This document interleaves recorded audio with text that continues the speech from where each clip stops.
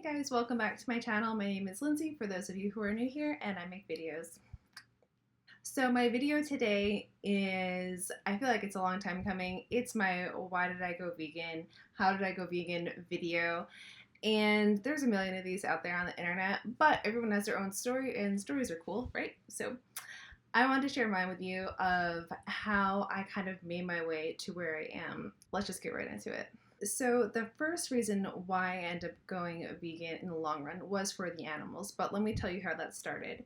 So when I was 15 years old, I was in a speech class and I had to do a speech on a controversial subject, and that was up to us to pick what it was. So I was 15-year-old Lindsay was Googling around the internet, and I think I just typed in controversial topics.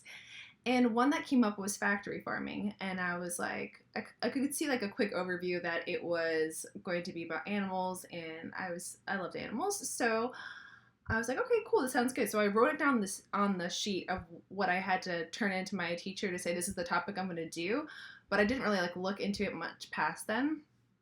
When I started to actually prep for the speech I had to give, I started to go in and do the research, right? And I was looking into factory farming, and I was seeing the the videos that nobody likes to watch, the slaughterhouse videos, the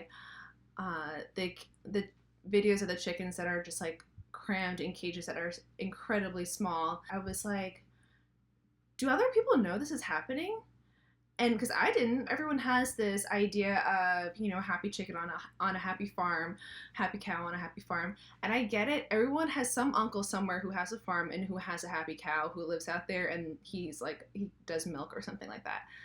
There's always an exception to the rule, but I'm telling you right now that those exceptions they're not the majority of what's happening in terms of animals that are raised for food or animal products. I had a pet duck when I was 15 years old, and it was a duck that I brought home from one of the biolabs in school because they had hatched baby ducklings. And one of my friends who was in that class was like, hey, do you want a baby duck? And I was like, yeah, I want a baby duck. Who doesn't want a baby duck? And so my parents went to come pick me up from school, and I was like, hey mom, look, got a baby duck. First of all, ducks are super smart. That duck would go out every single day. There was a river behind my parents' house, go swim around there, hang out, do duck-like things, come home every day, would also come when we called her, and we had a little hutch for her. We would lock her in there at night so she'd be safe, and would come home every single night, beautiful, brilliant duck. And I was like, man, I had this revelation that I was like, man, I could never eat my pet duck. And I was like, people eat duck all the time. I was like, I can never do that. And then I was like, wait, if I had a pet chicken, I couldn't eat a pet chicken. And then I was like, wait, if I had a pet cow, I wouldn't eat my pet cow. I even realized at that point that by investing my meal to a practice that killed an animal, I was in a way killing that animal. And that was a hard pill to swallow, but I was like, I might as well accept this and not eat meat anymore. And so that was the point when I became a vegetarian. A lot of people say that ignorance is bliss, and I don't believe that. I believe ignorance is blindness, and that there is a reality outside of that ignorance, and by not looking at it, you are just living a lie. And I'm not a person who wants to live a lie. I want to see the reality in everything. I want to see my authentic self, even if that self kind of sucks in that moment. I want to see it, and I want to turn around and make it better. And I want to do that same thing for the world in a lot of ways too. I always say to people that I have the right to change my mind. If there was something that I really, was gung-ho for at one point, or something that I didn't really know about, I didn't really have an opinion on, but kind of acted away just because it was easy, which was kind of how it was eating meat, that I have a right to change my mind. I have a right to look at that differently and say, hey, you know what, that wasn't cool. I'm going to change and do it this way. When it comes to using animals or animal products for food, there's something that we really have to look at. And once you research factory farming, once you research the practices that are put into, the milk, like the dairy industry, the egg industry, and you really critically look at them for yourself, not taking what other people have to say, look at it for yourself, make your own decisions. You're your own person, you're your own human, you can figure it out, I promise you. Look at those things and then really assess what is going on in that animal's life. I felt terrible the other day. I have a little dog named Indy. You guys have seen him in some of my other videos, but I kicked him in the neck the other day because his little ball had rolled under my foot, and I kind of swiped it back with my foot, and he was right behind me, and I kicked him, and I was like, oh, I felt so bad, and he kind of let out a little, a little yip, and he quickly was over it. He wasn't actually hurt. But, animals feel pain and they suffer. They have a central nervous system. And so a lot of the factory farming practices and the farming practices in general, that animal's entire life is spent from birth to death in complete suffering. And nobody wants to hear that. Nobody who currently eats meat products, who eats dairy products, wants to hear that they're contributing to something that led an animal for every second of its life to be in a state of suffering. And if you don't believe me, look it up. Look it up for yourself. Check out the info. And what I could never justify in my head after making this connection is, okay, let's say you're eating a hamburger, or you're eating a cheeseburger, something that has the mac and cheese, right? For you to enjoy that food, how long does it take to eat something like that? Maybe like 10 minutes. But the fact that that 10 minutes of enjoyment equaled an entire lifetime of suffering for an animal, I could never justify that. Like, no matter how many ways I look at it, no matter what direction I look at it from, at the end of the day, the dollars I put in to purchase something that I enjoy for 10 minutes cause an animal an entire lifetime of suffering will never be worth it. Never, never, never be worth it. And after really having that revelation, I could not go back to eating meat, eating dairy. And so I was a vegetarian for 10 years until I was 25 years old, and that's when I became a vegan. So when I became vegan, this actually was more for my health, was the way that I was taking it at that point, because I didn't actually know when I became vegan about how bad the dairy and the egg industry was. Now, with all the info I know now, it's like 10 times worse in a lot of ways than some of the meat practices. Dairy is the most corrupt BS industry, and so is the egg industry. Like, talk about billions of baby chicks that aren't the right sex to continue to produce eggs just being thrown out and put into trash bags, and like having the trash bags closed so they suffocate thousands and thousands of babies. Insanity. Humans are the worst. So when I first went vegan, it was kind of for my own health. I can't really put my finger on what led me to this choice at this moment, but I can just say that what I was eating as a vegetarian, I didn't really feel like it was doing the best for me. And I just, I dealt with more acne. I dealt with just like weird health things that, they just weren't benefiting me. And I was like, I think there's something better out there I can do. And I ran into some videos on YouTube about the vegan lifestyle, and some actually with some like diet tips and things like that. And I was like, maybe this vegan thing really isn't that like far out and as extreme as I kind of thought it was for all these years. And sure enough, it wasn't. It's actually really, really easy to be a vegan. And so I kind of took some steps, got some info, put it together. I was like, hey, this is working for me. This is good. I like it. It's fitting my goals of just feeling better. I could tell very quickly my body was starting to feel better. One of the craziest things that happened to me when I became vegan is I'm a musician and I have to memorize music quite often. and my ability to memorize music increased like twofold.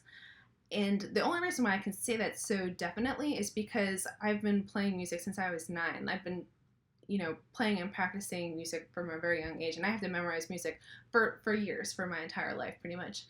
And the fact that I knew how long it took me to memorize music before I went vegan, and to the point where I went after, it's so odd, and I still don't know why that happened. If anyone knows, I would love to hear it. I was like, maybe it has something to do with inflammation in the brain. I don't know, but really interesting nonetheless. This vegan thing here it's here to stay with me. And so, 1 year went by, another year went by. So, first it was the animals that started me on this journey. Second, it was my own health, my own well-being. And third was the environmental part of it. If you guys haven't looked into the amount of rainforest and that has been cleared for livestock, it's insane. There's some statistics you can look up also. A bunch of them are in conspiracy, but they're all over the internet, and you can get them actually sourced from legit sources, not just, naturalnews.com, those guys. But you can actually get some good sources on the stats if you need them for you to make this choice. I think what else I said, it was way more influential. But if you need the statistics of the environment and how much food goes to feed livestock and other animals, all the things that they feed the animals, they could be feeding to people. Like, are you kidding me? And we're just like, oh, okay, you over there, you're hungry? Sorry, we're just going to keep on feeding this livestock so we can be fat and happy and just eat whatever the heck we want to and have that 10 minutes of satisfaction. No, not okay in my book. And this is kind of why I think you need all three to really make yourself a well-rounded vegan who actually sticks on the diet long term. So if you're just going vegan for your health alone, there's very little accountability with that. And what I mean is, there are times in life when you're not going to feel good about yourself, when you're going to, mess something up in life, and you're not going to feel very loving towards yourself, and you're not going to want to really support yourself or your health. And that's just kind of part of being alive and being a human. It happens to everyone. So if there's no accountability for another reason that you are holding to this lifestyle, then you are going to fall off the wagon. Almost definitely, I think. And I've seen this happen to so many people that they're just in it, well, I'm just going to be vegan to lose weight. I just want to lose those 10 pounds. They got to go. And I get that. Okay, sure, that can motivate you. Fine. But just see the other parts of it, because there's going to be some point when everyone's on a diet at one point, and then every time someone else is like, man, I could really use some ice cream or whatever.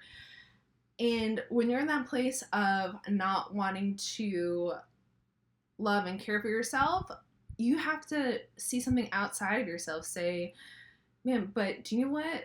Those animals out there that's suffering, that's not worth it for me to eat that ice cream. Heck, all the non-dairy ice cream is 10 times better anyway. At the end of the day, it's not my job to convince people to go vegan, because you can't actually convince people of anything. Anytime you think you've been convinced by someone, or that you've convinced someone, you really haven't. They've actually made the choice, but you've had, maybe you had some play in that decision for them, but I'm not actually doing the convincing. They're not actually doing the convincing. You have to convince yourself. You have to figure it out for yourself. You have to be sound in your own decision, saying, hey, this is something I actually do feel strongly about, and I'm going to make it. And I love doing that. Man, I could talk on this topic all day when we're at family gatherings, and I'm not a talkative person in 99% of other topics, because I don't really have a lot of, my passion is in very select areas. It's here, and here, and here. And if you tap into one of those areas with me that I do know a lot about and I can speak well on, heck, I could go on all day about it. I could talk about health challenges and overcoming those with the vegan diet all day long. I could talk about the injustice in the farming systems all day long. And I love educating people on those. I love seeing people's eyes lit up and they're just oh my gosh, I never knew that, I love that. I love being a part of that experience for people. But at the end of the day, it's not me convincing anyone. It's you convincing yourself.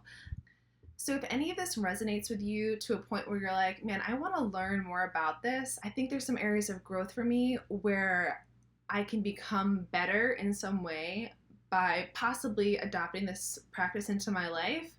Go and check it out. Learn it for yourself. It does take some practice. You don't just walk into deciding to be a vegan and just know all the do's and do nots.